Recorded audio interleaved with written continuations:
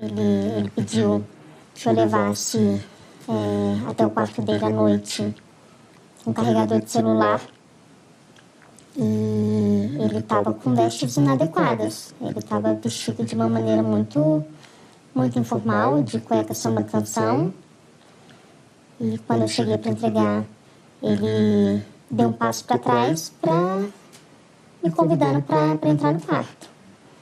E eu me senti muito invadida, muito desrespeitada, como mulher e como alguém que estava ali para fazer um trabalho. Por exemplo, pedir para abraçar, pegar no pescoço, pegar na cintura, pegar no quadril. Isso acontecia na frente de outras pessoas.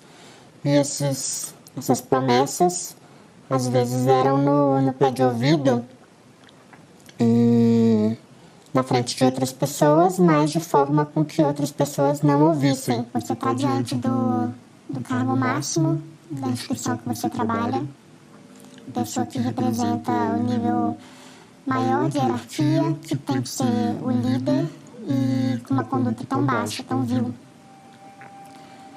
Então, é muito ultrajante. E quando você se depara com o relato de outras mulheres, é o que motiva a dar um basta. Porque é uma conduta que se repete, que se repete, que se repete.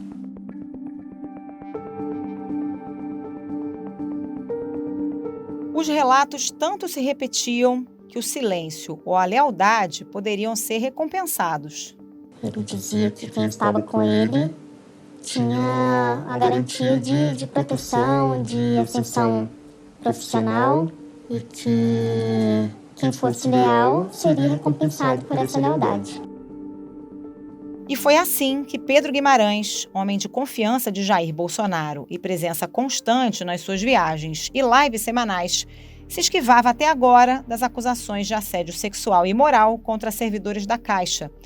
Os relatos que você ouviu foram obtidos pela TV Globo, depois que outras funcionárias revelaram a mesma conduta inapropriada do ex-presidente do Banco Estatal ao jornalista Rodrigo Rangel, do site Metrópolis. O Ministério Público Federal em Brasília abriu neste ano uma investigação para apurar as acusações. As 3 funcionárias ouvidas pela TV Globo já prestaram depoimento ao MP. Segundo elas, já foram ouvidas pelo menos outras 5 pessoas, incluindo testemunhas. O escândalo repercutiu imediatamente dentro e fora do governo. O próprio Bolsonaro esteve com Guimarães tão logo as denúncias vieram a público e teria dito a ele que a conduta seria inadmissível. Mas no início da tarde de quarta-feira, Pedro Guimarães continuava recebendo o apoio de bolsonaristas, como a deputada federal Carla Zambelli. E ele mesmo participou pela manhã de um evento para o lançamento do Plano Safra com a presença da sua mulher. Eu quero agradecer a presença de todos vocês, a minha esposa. Acho que uma mulher é muito clara, são quase 20 anos juntos, 2 filhos e uma vida inteira pautada pela ética. Mas depois de resistir por 24 horas, o governo anunciou, no início da noite de quarta-feira, a saída de Pedro Guimarães. Ele será substituído na Caixa por Daniela Marques, atual secretária de Produtividade e Competitividade do Ministério da Economia e pessoa de confiança do ministro Paulo Guedes. Na sua carta de demissão, Guimarães negou veementemente as acusações. Como foram as 24 horas entre a revelação das denúncias e o pedido de demissão do ex-presidente da Caixa? Como os servidores do banco percebiam a postura de Pedro Guimarães? E qual é o clima na campanha à reeleição de Bolsonaro após mais um escândalo, agora envolvendo um dos assessores mais próximos ao presidente? Esses são os temas do Ao Ponto desta quinta-feira. Eu sou o Roberto Maltic, estou com a Carolina Moran. Nesse episódio, conversamos com as repórteres da sucursal de Brasília, Jussara Soares e Geralda Doca. Fique com a gente.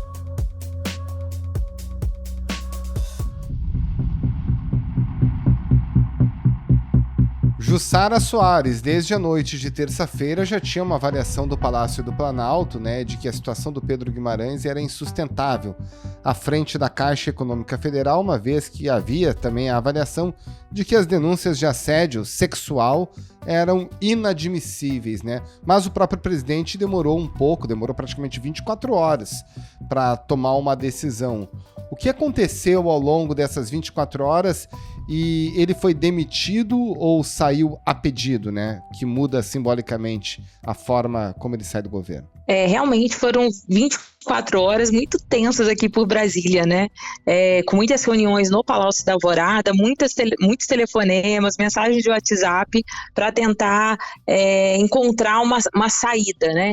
Mas é importante dizer que desde o primeiro momento, assim que o site Metrópolis publicou as denúncias, já havia um entendimento ali do núcleo político, dos gerenciadores de crise, de que neste caso, ao contrário do que ocorreu com o ex-ministro da Educação, Milton Ribeiro, quando vieram as denúncias e que o presidente ali ainda tentou, né, chegou a dizer que eu botaria a cara no fogo, neste caso não caberia nenhum tipo de senão, sabe, ou uma desconfiança em relação a isso. E aí os conselheiros agiram muito rapidamente para que o presidente fosse firme e não cogitasse a fazer alguma concessão ou colocar em dúvida as denúncias, principalmente porque são denúncias, né, de assédio sexual a funcionárias.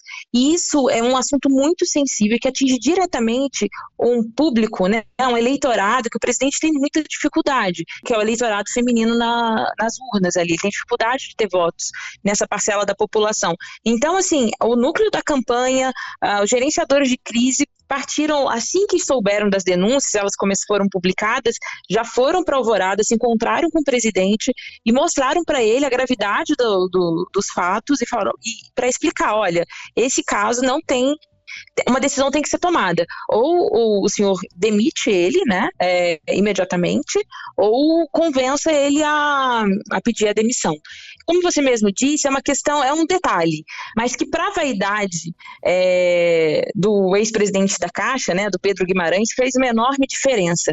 E aí hoje eu estava conversando, depois de fato da oficialização dessa demissão, que o Pedro fez uma carta de demissão, e aí foi publicado no Diário Oficial a exoneração a pedido, isso realmente, essa vaidade do Pedro, segundo essas pessoas ali do Planalto me contaram, que realmente demorou para que a demissão fosse concretizada, né? Embora a decisão tivesse sido tomada na noite de terça-feira, poucas horas após a publicação das denúncias.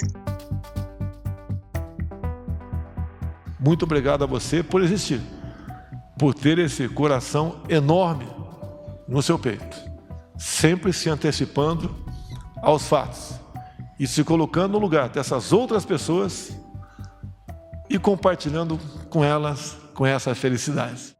Jussara, o Pedro Guimarães chegou a ser cotado para vice na disputa à reeleição, né? Como é que você qualifica essa relação entre o Bolsonaro e o Pedro Guimarães?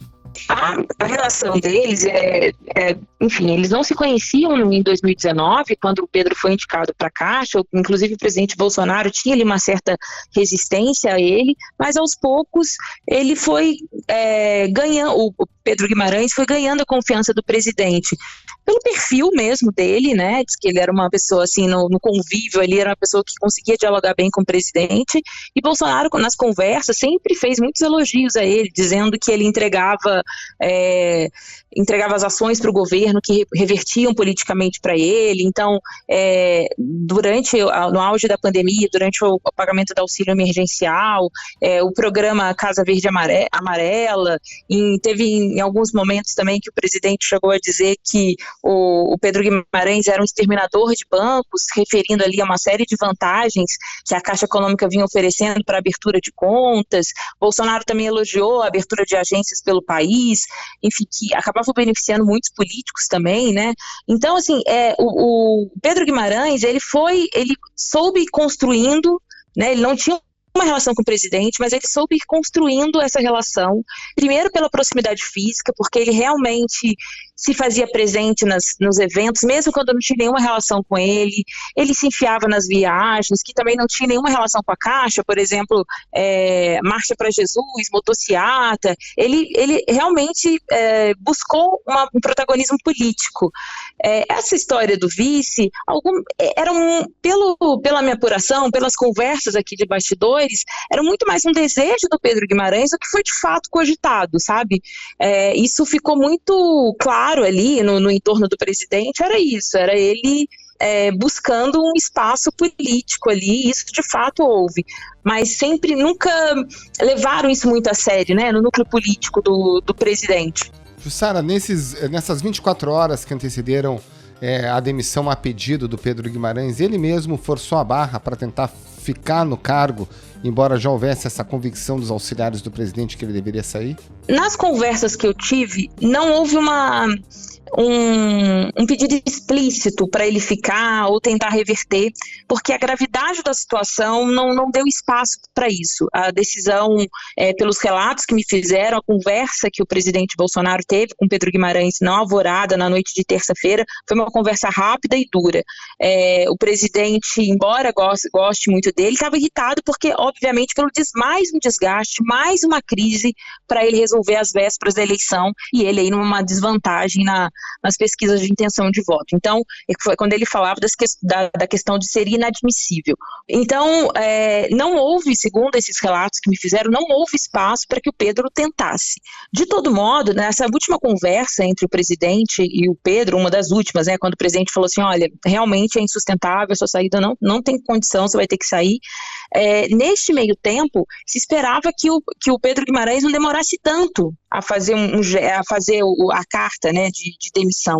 Pelo contrário, ele ainda, né, na manhã de quarta-feira, no auge dessa expectativa da demissão dele, ele participou de um evento da Caixa Econômica, o que ficou muito mal, as pessoas do governo ficaram muito desconfortáveis com a presença dele, né, que levou a esposa.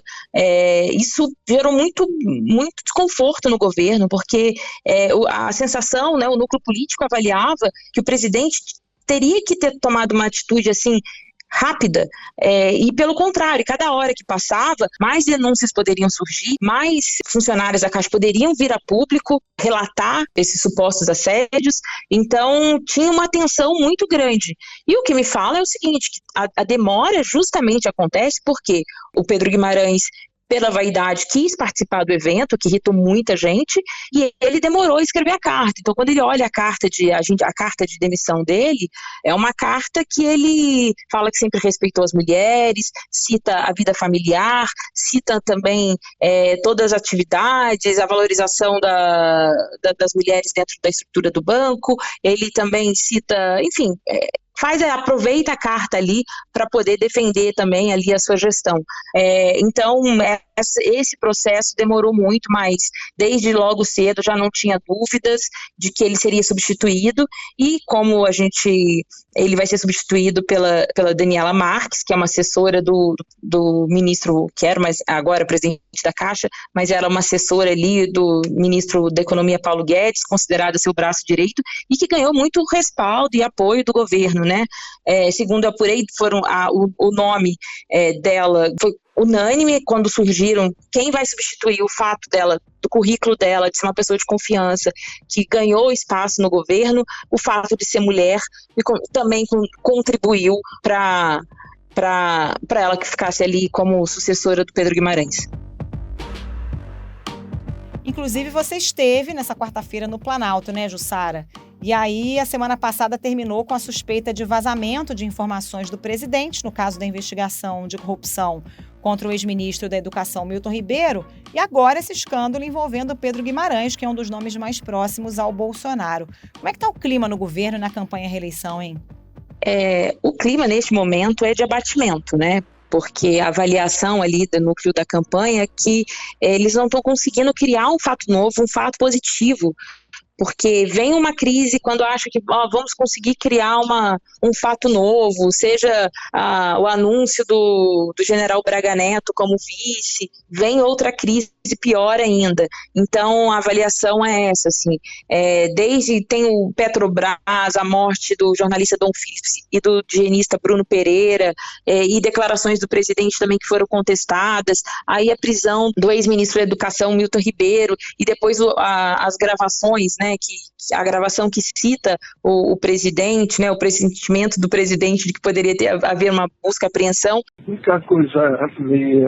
Hoje o presidente me ligou, ele está com pressentimento novamente, que eles podem querer atingi-lo através de mim, sabe? E agora, o caso do Pedro Guimarães, que é uma pessoa extremamente próxima. Havia um temor muito grande de que o presidente Bolsonaro, por ser próximo a ele, pudesse em algum momento fazer algum gesto, ou, né, ao falar sobre o assunto, dizer, olha, não é bem assim.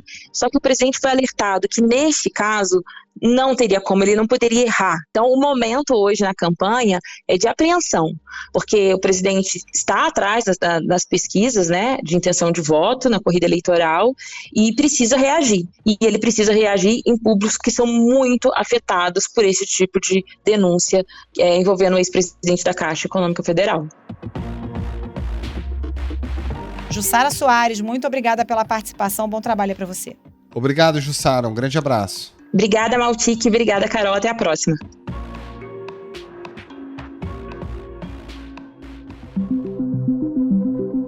Geralda Doca, conta pra gente quem é o Pedro Guimarães e como é que esse personagem se aproximou do governo Bolsonaro, hein? Olha, o Pedro, ele se aproximou do Bolsonaro ainda na campanha. Ele se aproximou dos filhos, na verdade, fez uma viagem com o presidente como intérprete, e aí ele acabou caindo nas graças do presidente e foi escolhido para a Caixa, né, para comandar a Caixa. E é um cara do setor financeiro, né, com mais de 20 anos de experiência, participou de processos de privatização importantes como o do Banespa, e chegou na Caixa como aquele cara que entrega, sabe, aquele cara que faz, e na época foi muito elogiado, inclusive. E acabou ganhando a confiança do presidente por conta dos programas, né, dos benefícios, o Auxílio Brasil, na época o auxílio emergencial, a Caixa que operacionalizou e pagou todo o programa, apesar das filas. E aí foi ganhando a confiança do presidente aos poucos, né, figura constante nas lives, enfim, é uma pessoa muito ligada ao presidente. Pois é, Geralda, e aí a gente fez um levantamento, na verdade você fez um levantamento só em 2021, ele fez 202 viagens pelo Brasil e também no exterior, e sempre com destinos que de alguma forma agradavam os aliados, né? Como era essa postura dele como um entregador para os aliados do governo? Assim, um dos primeiros projetos dele foi o Caixa Mais Brasil. E nesse projeto, a principal justificativa desse projeto, que nasceu assim bem de forma simples, que era ele viajar para conhecer as agências da Caixa no interior do Norte, do Nordeste, de Minas. E no início era um projeto pequeno mesmo, para conhecer os funcionários, para ver o que os funcionários esperavam da mudança na Caixa e tudo. E esse projeto acabou ficando enorme, e ele acabou visitando vários lugares de forma repetida. Ele levava uma comitiva enorme, ele chegava na cidade com carros blindados, carros em fila, assim, como uma grande celebridade. E aí ele começou a falar dos atos do governo, dos benefícios, do auxílio emergencial, filmava, tinha uma equipe de filmagem própria, ele filmava e mandava para os filhos do presidente, ele usava as redes sociais da Caixa e aparecia divulgando lá o Caixa Mais Brasil e tal. Então, isso acabou fazendo com que o Ministério Público, a Procuradoria junto ao TCU, entrasse até com representação, alegando que ele usava a estrutura da Caixa para se promover. Né? Então, assim, ele fazia fotos com o pé assim, sentado na lama, fotos no Rio, fotos dançando quadrilha, e assim, e depois divulgava tudo isso na rede social. Então, assim, acabava usando esses eventos para se promover, e tanto que em Brasília todo mundo desconfiava que ele queria disputar um cargo político, né? O que acabou não acontecendo, e a gente assim, não sabe exatamente por quê. E exatamente nessas viagens, assim, a forma de assediador, ela é antiga, ela é desde o início da gestão dele. Então era justamente nessas viagens em que aconteciam os assédios, né, segundo a reportagem do Metrópolis e segundo relatos que a gente também tinha colhido lá atrás, quando a gente fez um perfil dele, mas a gente não tinha prova. Constrangidas e com medo de represálias, elas não quiseram se identificar. As mulheres disseram que os assédios aconteciam na sede da Caixa em Brasília, mas principalmente nas viagens de trabalho, quando as equipes se hospedavam no mesmo hotel. As meninas, as funcionárias tinham muito medo de se expor, medo dele mesmo, medo de perseguição, mas enfim, nessas viagens, exatamente nessas viagens, das mulheres que trabalhavam com ele eram as pessoas que mais sofriam, que eram mais assediadas. Isso aconteceu nesses lugares, assim, ele desaparecia com as pessoas, sabe, e deixava toda a equipe dele preocupada, era assim, era uma coisa que falava muito abertamente, é claro, abertamente eu falo assim, nas conversas, né, da forma como ele agia. E aí, Geralda, essas viagens tinham como destino preferencialmente cidades administradas por políticos aliados do governo, né? Ele beneficiou, sim, aliados do governo ao abrir agências, superintendências. Ele abriu uma superintendência em Petrolina, né, que é da terra lá do Fernando Bezerra, que era líder do governo na época, o senador Fernando Bezerra. Ele, em Campina Grande, quando o líder era o Agnaldo, ele fechou agências grandes em São Paulo, em Belo Horizonte, para abrir agências no interior, sob o pretexto que estava abrindo agências para beneficiar o agronegócio. Enfim, e também atendeu de forma suspeita uma lista de pedidos dos amigos da primeira-dama na liberação de empréstimos da Caixa. Isso também está sendo investigado. Geralda, você acompanha a Caixa Econômica, financiamento habitacional há muitos anos e, portanto, conhece por dentro aí o pessoal da Caixa Econômica, né? O que o pessoal falava para além do assédio sexual, o assédio moral, a forma como tratar as pessoas, a coisa de retaliação quando não lhe convinha determinada atitude? O que o pessoal fala? Sim, quando ele assumiu, ele fez assim, um verdadeiro caça às bruxas, tá? Ele retirou do alto comando da Caixa todos os executivos que tiveram alguma ligação com o PT. E quase todos tiveram, né? Porque o PT ficou muito tempo no governo. Presidente, só isso, eu quero reforçar. Na Caixa Econômica Federal, quando nós entramos, tinha uma série de questões esquisitas. O balanço nem era auditado. O presidente deu liberdade total. Então, assim, ele mandou gente que mais de 20 anos como executivo para ser caixa em agência na periferia de BH. Porque, de alguma forma, teve alguma ligação com o PT. Ele chegou a proibir as pessoas de usar roupa vermelha.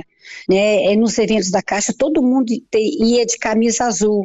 Ele era tão, assim, obstinado com isso, que a casinha do Papai Noel, que é um enfeite que a Caixa faz todo ano, ele queria trocar a cor da casinha do Papai Noel para azul. E aí o pessoal de marketing acabou desaconselhando que ficaria uma coisa sem lógica, né? Na abertura de capital da Caixa Seguridade, o sindicato fez uma denúncia à própria CVM que ele meio que fez uma campanha e forçou os trabalhadores a entrarem na operação, para ter um enorme grande de pessoa física entrando na operação. Então, assim, as pessoas têm muitas críticas ao trabalho dele. Sim, o resultado da Caixa melhorou, ele tirou as ressalvas do balanço da Caixa de operações suspeitas na Operação Lava Jato, de fato ele fez isso, ele conseguiu entregar um resultado bom para o governo, mas ao mesmo tempo ele é muito criticado pela forma de atuar, de agir, e assédio moral é uma coisa muito comum. Ele é de estupim curto, ele grita com as pessoas, ele não tem o menor pudor de tratar as pessoas mal na frente de outros, e assim, enquanto que em entrevista coletiva ele passa uma imagem de que ele é bonzinho, ele sempre chora, sabe, diz que a casa que ele tinha era do BNH, e que está na Caixa hoje representa para ele assim, uma missão, e ele fica se gabando que a Caixa, na gestão dele, conquistou a liderança no mercado imobiliário, e de fato conquistou mesmo, mas assim, tem muitas operações que aí a gente vai ver o que vai dar, né, porque ele lançou uma modalidade de crédito atrelada à inflação, e jurava que a inflação não subiria, e não foi o que a gente viu. Então, muito possivelmente, essa modalidade habitacional ligada da inflação esteja com índices de atraso alto. E esses dados a gente pede para a Caixa e a gente não consegue, sabe? Então, assim, eu acho que ele saindo da Caixa, muita coisa virá à tona. O Geraldo, ele vem da iniciativa privada, né? Ele já tinha essa fama quando era da iniciativa privada, quer dizer, havia como o governo saber que o Pedro Guimarães tinha esse histórico quando ele foi nomeado para a Caixa Econômica? Havia, ele veio do setor privado e foi afastado por causa da forma como ele tratou, pela forma como ele tratou uma funcionária, né? Mas daí ele foi acusado de assédio moral, não foi assédio sexual. Mas o que é mais estranho, assim, quando ele estava para assumir, nós fizemos uma entrevista com ele, e eu lembro que ele falou que não sairia preso, que ele teria uma atuação muito diferente do Léo Pinheiro, que é o sogro dele, que foi preso diante da família por causa de envolvimento na Lava Jato. Segundo o juiz, Léo Pinheiro comandava, de uma forma geral, os pagamentos de propina da OAS. Os valores ainda em investigação passam de 47 milhões de reais. E agora, com essas denúncias de assédio moral, o que está acontecendo? Assédio sexual, ele está constrangendo a família dele do mesmo jeito, né? Hoje, diante desse clima todo, ele abriu um evento de agronegócio da Caixa, e com a esposa dele na plateia, falando que tem 20 anos de casado, que tem 2 filhos, que sempre a vida dele foi movida pela ética. Mas aí a gente resta saber qual que é o padrão dele de ética, né? Porque a situação dele está muito complicada realmente. Geralda Doca, muito obrigado pela sua participação, um abraço e um bom trabalho. Obrigada, Geraldo, um abraço. Muito obrigada, abraço.